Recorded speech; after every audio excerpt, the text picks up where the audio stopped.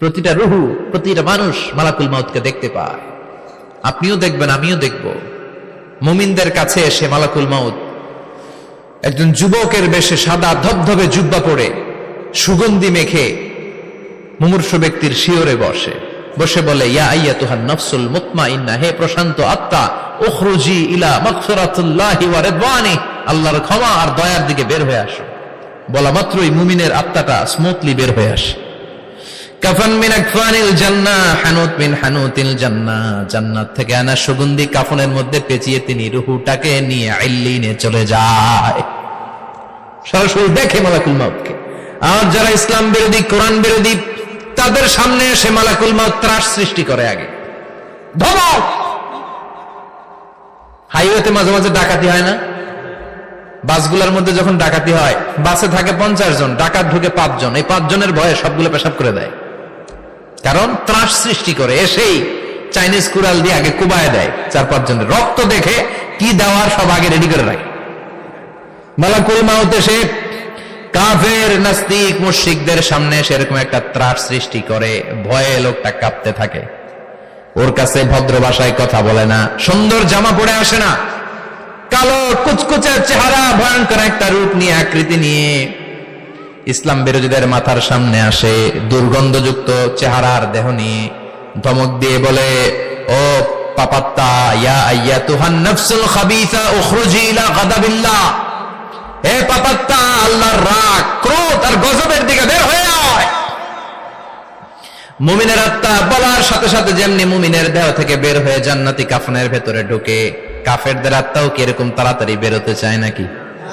কাফেরদের আত্মা বেরোতে চায় না। ডানে দৌড়, বায়ে দৌড়, সামনে দৌড়, পেছনে দৌড়, আহা, দৌড়াদৌড়ি করে। মালাকুল মাউত এটাকে টেনে হিচড়ে, একটা জীবিত ছাগলকে জবাই না করে তার চামড়া উল্টার দিকে টেনে হিচড়ে বের করলে ছাগলটা যত কষ্ট পায়, এর চেয়ে কমসে কম 70 গুণ বেশি কষ্ট দিয়ে কাফের, মুশরিক আর গাদ্দারদের রূহ কবজ করা হয়। আল্লাহ, এই পরিস্থিতি থেকে তুমি আমাদের বাঁচাও। মুমিনদের রূহ যেমনি কবজ হয়, ওইভাবে রূহ কবজের ব্যবস্থা করে দিও। ঈমানের মৃত্যু নসিব করে দিও, শাহিদি মৃত্যু নসিব করে দিও। আমাকে শহীদ করে সেই মিছিলে শামিল করে নিও, যে মিছিলের নেতা মীর হামজা, খোবায়েবে খাব্বাব,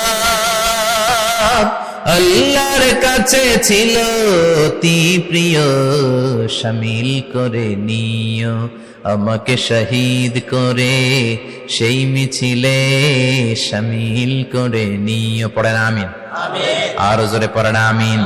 তার মানে বিমান দুর্ঘটনায় হোক, কিংবা লঞ্চ ডুবিতে হোক, কিংবা আগুনে পড়ে হোক, কিংবা আত্মঘাতী হামলায় হোক, যে যেখানেই মারা যায়, কবরের 3টা প্রশ্ন তার জন্য আছে না নাই?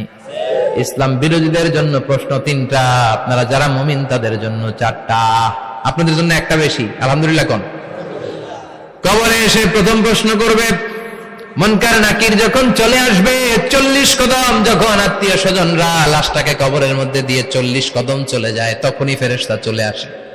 আহা, শেষ, সব শেষ। এসে পরীক্ষা শুরু। মার রব্বুক, তোর রবের নাম কি?